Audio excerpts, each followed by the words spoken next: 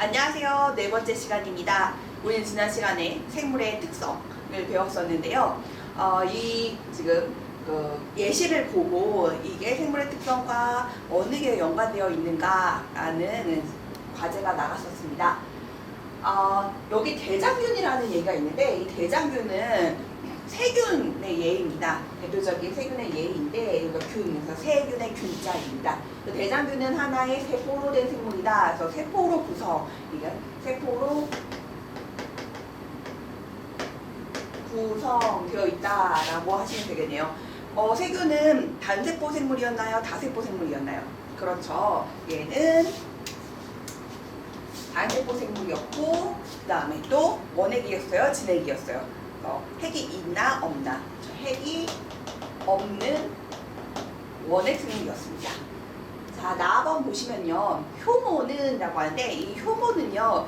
무산소 호흡도 하고 유산소 호흡도 해요. 그러니까 유산소랑 뭐냐면 산소가 있다. 그래서 산소 호흡이라고도 하는데 산소 호흡도 하고 또 산소가 없는 무산소 호흡을 하게 됩니다. 무산소 호흡 같은 경우는 이제 우리가 알코올로 만들게 되는데 쓰이는데 뭐 예를 들어서 막걸리 만들 때 이제 효모를 전지합니다. 그래서 여기 세포 호흡이라는 말이 있네요. 그러니까 물질 대사죠. 물질 대사는 뭔가요? 이와 작용이 되겠습니다. 반딧불이는 체내 화학 에너지를 이용해서 빛을 낸다. 그래서 화학 에너지가 뭔가요? 그렇죠. ATP죠. ATP를 만든다. 그래서 물질 대사가 되겠고요. 세포 호흡을 얘기하고 있네요. 단백질이 세포 호흡에 사용되면 이라고 나와 있죠. 역시 이와 작용입니다. 그 다음에 밀폐된 유리병에 쥐만 넣어두면 죽지만 녹색 생물과 함께 두면 산다라고 되었어요. 왜? 그렇죠. 녹색 생물이 뭐 하기 때문이요? 광합성을 하게 되기 때문이죠. 그래서 뭐 만들어요? 산소 만들죠. 산소가 있으니까 쥐가 사는 거죠. 그래서 광합성을 얘기하고 있는 동화작용입니다. 그러면 나는 물질 대사라고 적어주면 되겠네요. 그래서 이렇게 예시를 보고 생명현상 중 무엇에 해당하는지를 찾으면 되겠습니다. 수능 문제도 보통 이런 식으로 나오게 됩니다. 자, 그래서 오늘은 그 두 번째 시간으로 생명현상의 특성 중에서 나머지 부분을 알아보도록 하겠습니다. 첫 번째로 자극에 대한 반응과 항상성이요. 그래서 생물이라면 자극을 받으면 야! 하고 치면은 왜? 하고 반응을 하게 되는 거잖아요. 그래서 자극에 대해서 반응을 한다라는 건데요. 여기 지금 미모사를 건드리니까 이렇게 움츠러들죠. 그 다음에 이거 파리 지옥이죠. 그래서 파리가 앉으니까 이렇게 또 움츠러들게 되는 거고요. 해바라기는 늘 어디를 바라봐요? 해를 바라보죠. 그래서 이렇게 해라는 자극에서 반응을 하게 되는 거죠. 문제 하나 내볼까요? 뜨거운 여름날 해바라기는 해를 바라본다? 안 바라본다? 어떨 것 같아요? 안 바라봅니다. 왜? 바라보면 어떻게 돼요? 타버리니까요. 그래서 너무 뜨거운 여름날은 해를 바라보지 않습니다. 여기 귀여운 고양이가 나오는데 어두운 곳에서는 동공이 어떻게 돼요? 확대되죠. 그 다음에 빛이 강한 곳에서는 동공이 작게 되는 거죠. 그래서 밖의 환경에 대해서 우리가 동공이 반응을 하게 되는 것이죠. 항상성 얘기를 하면서요. 선생님이 자극에 대한 반응도 같이 얘기를 다시 해볼게요. 우리가 밖이 더워요. 외부 자극이에요. 그랬을 때 우리 몸에서 뭐가 나오죠? 그렇죠. 땀이 나오죠. 그래서 자극에 대해서 반응을 합니다. 결국은 뭘 유지하기 위한 거예요? 그렇죠. 체온을 유지하기 위한 거죠. 항상성이 뭐예요? 항상 일정하게 유지하는 게 항상성이죠. 체온 유지를 하게 되는 거고 또 예를 들어서 단 것을 먹었어요. 그러면은 우리 혈액의 포도당 농도가 막 올라가고 있죠. 그러면은 뭐가 나온다? 호르몬인 인슐린이 나와요. 체내에서 자극돼서 체내가 반응이 하고 있어요. 인슐린. 그러면 어떻게 돼요? 혈당량을 조절하게 되는 거죠. 혈당량 조절. 그래서 혈액에 있는 포도당 농도라고 보시면 됩니다. 그 다음에 또 우리가 수박을 먹었어요. 이제 곧 여름이 기다려지는데 수박을 먹으면 어떻게 돼요? 그렇죠? 우리가 물을 많이 먹으면은 화장실에 가게 되잖아요. 쉬를 하게 됩니다. 그러면은 뭘 유지하는 거예요? 결국은 그쵸? 혈액에 삼투압을 유지하게 됩니다. 혈액의 삼투압이라고 용어가 좀 어렵게 느껴질 텐데 혈액이 뭐냐면 피의 농도라고 보시면 돼요. 그러니까 혈당량은 피 안의 포도당 농도로 보시면 되고 삼투압은 전체적인 농도라고 보시면 됩니다. 그래서 피의 농도를 유지하게 되는 것이죠.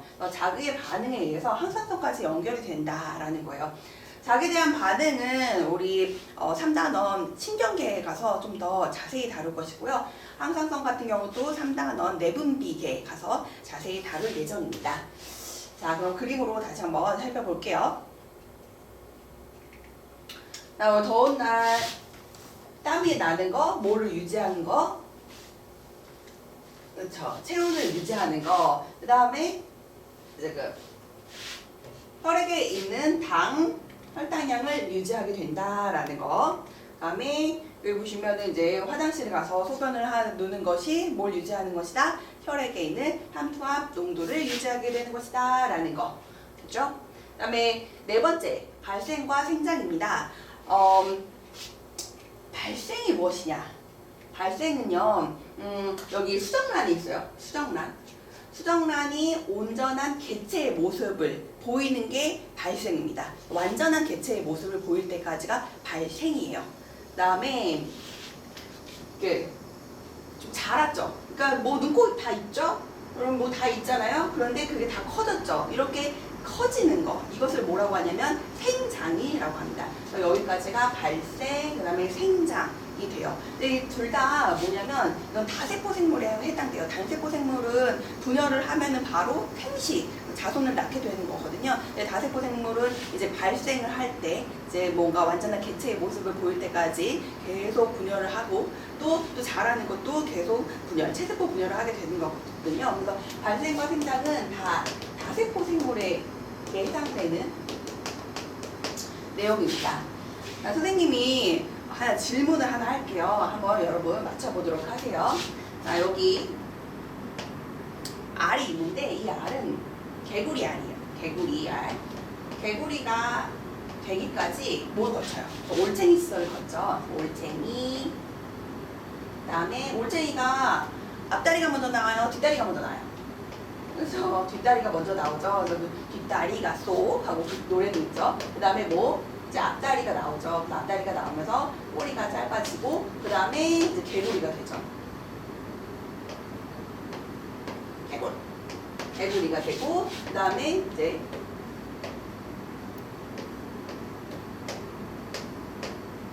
큰 개구리가 됩니다.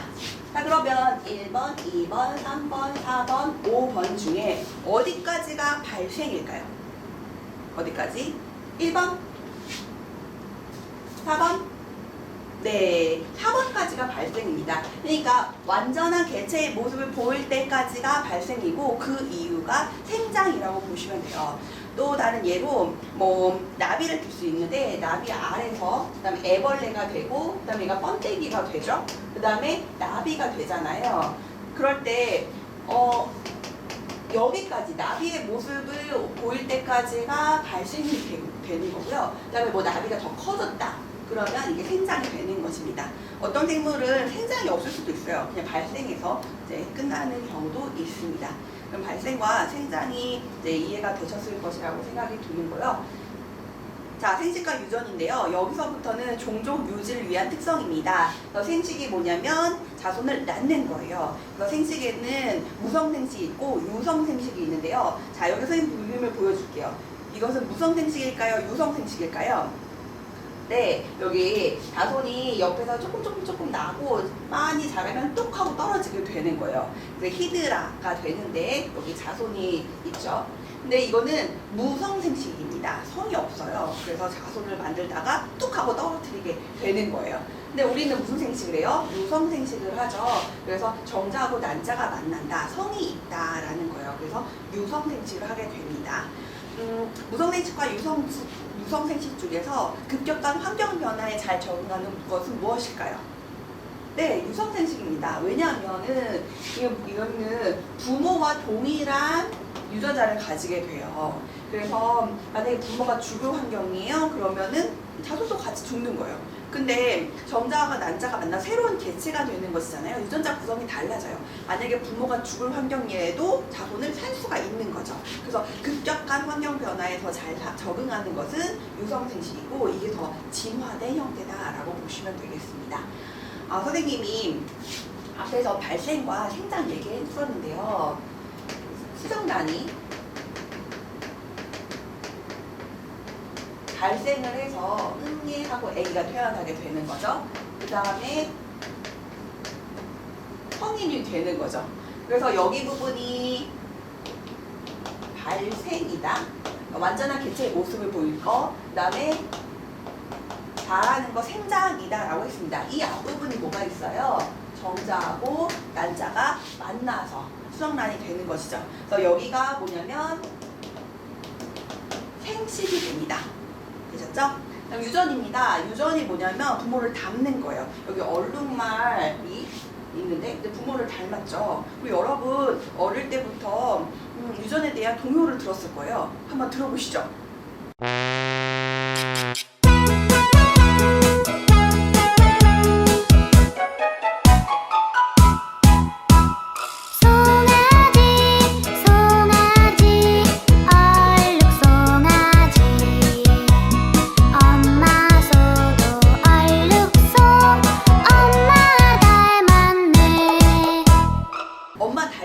그죠? 부모를 닮죠. 그리고 콩 심은 데 콩나고 팥 심은 데 팥난다 라는 속담도 네, 부모를 닮는 유전에 대한 속담이라고 선생님이 얘기하고 싶네요. 마지막으로 저울과 진화입니다. 여기 보시면은 재미난 사진이 있는데 여기 자세히 보면 곤충이 있어요. 어디 있을까요? 네, 여기 있어요. 여기 더듬이, 머리, 다리, 몸통. 왜 이렇게 나뭇잎하고 동일한 거죠? 그쵸? 포식자한테 이제 자신의 몸을 숨기기 위해서 이런 거죠. 그래서 환경에 대한 적응을 하게 된 거죠. 또 대표적인 예로 뭐가 있냐면 선인장이 있습니다. 선인장 같은 경우는 원래는 가지가 아니라 나뭇잎이었대요. 그런데 너무 햇빛이 강하다 보니까 나뭇잎이 가지로 변한 것이다 라는 거예요. 그리고 또 수분이 없으니까 무수분을 저장하는 공간으로 이제 이렇게 통통하게 생겼다라는 거.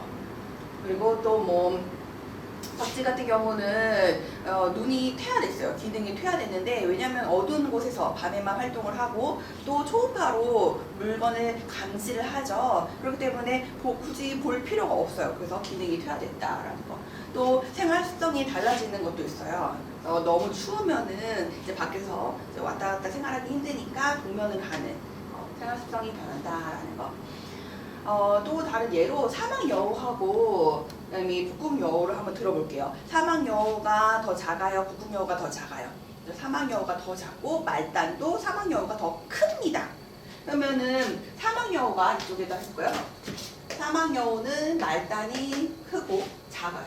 북극여우는 말단이 작고 몸집이 커요. 왜 이렇게 적응할 것일까요? 자, 여기 정육면체가 있는데 여기 1cm, 얘는 3cm의 정육면체를 가졌다고 해요. 그랬을 때 부피가 어떨까요? 얘는 부피가 1이 되죠. 그 다음에 여기는 3 곱하기 3 곱하기 3, 27이 되는 것이고요. 그 다음에 표면적 정육면체니까 6이 되는 것이고요. 얘 같은 경우는 9 곱하기 6 하면은 54가 되겠네요. 그러면은 부피에 비해 표면적이 6배. 그쵸? 부피에 비해 표면적이 얘는 2배죠. 그러면서 표면적이 덜 노출이 되잖아요. 그래서 추운 곳에서 면적 비율이 부피당 면적 비율이 작기 때문에 더 열이 덜 손실이 되게 되는 것이죠. 이렇게 적응을 하는 것이에요. 또 인간도 마찬가지예요. 인간도 러시아에 사는 사람들은 코가 높고 아프리카 사는 사람들은 구멍만 뚫려 있잖아요. 왜일까요? 러시아는 추운 지방이죠. 그래서 추운 공기가 바로 인체에 들어오면은 안 좋겠죠. 다시 우리 몸에서 열을 내서 ATP를 사용해서 체온을 유지해야 되잖아요. 그렇기 때문에 코를 높게 만든 거예요. 그래서 밖에 공기가 따뜻하게 들어올 수 있는 그래서 공간을 만들어 준 거고, 아프리카 같은 경우는 이미 밖에가 덥죠. 근데 거기에다가 코까지 높으면 더 뜨거운 공기가 들어올 거 아니에요. 그렇기 때문에 그냥 구멍만. 그래서 바로 이제 공기가 들어올 수 있게 이렇게 환경에 대해서 적응을 한 것이죠. 근데 적응은 좀 이해가 되셨을 거라 생각하는데, 그럼 진화란 도대체 무엇이냐라는 거예요. 진화는요, 오랜 시간에 걸쳐 적응이 누적되었는데 그 중에서 뭐가 달라졌냐면 유전자가 달라진 거예요. 유전자 구성이 달라져서 그 유전자를 내 자손한테 줄 수 있는 거예요. 그래서 새로운 종이 출현하게 되는 것입니다. 여러분 지금 온라인 수업을 하고 있는데 이제 한 2주가 되죠. 그래서 2주가 됐으니까 좀 내가 온라인 수업에 적응을 한 것 같아 라고 말하지, 나 진화되었어 라고 하지 않잖아요. 진화됐다는 것은 유전자 구성까지 변한 걸 진화라고 합니다. 그러면 적응하고 진화 중에서 어느 게 더 포함 관계가 큰 것인가 한번 생각해 보세요. A, B 중에서 어느 게 진화고 어느 게 적응일까요? 네, A가 적응이죠. 그 다음에 그 중에서 적응한 놈들 중에서 유전자까지 달라진 거예요. 그게 진화가 되겠습니다. 네, 우리는 지난 시간에 의해서 생물의 특성을 배우고 있는데요. 개체를 유지하기 위한 거, 그 다음에 종족을 유지하기 위한 거, 각각의 특성들을 이런 보기를 통해서 이것은 뭐에 해당한다라고 감으로 아시면 되겠습니다. 여러분 과제인데요. 2주차 과제 한꺼번에 2, 3차씩 모아서 내주시면 되겠습니다. 이것으로 이제 4번째 강의, 2주차 강의를 모두 마치도록 하겠습니다. 수고하셨습니다.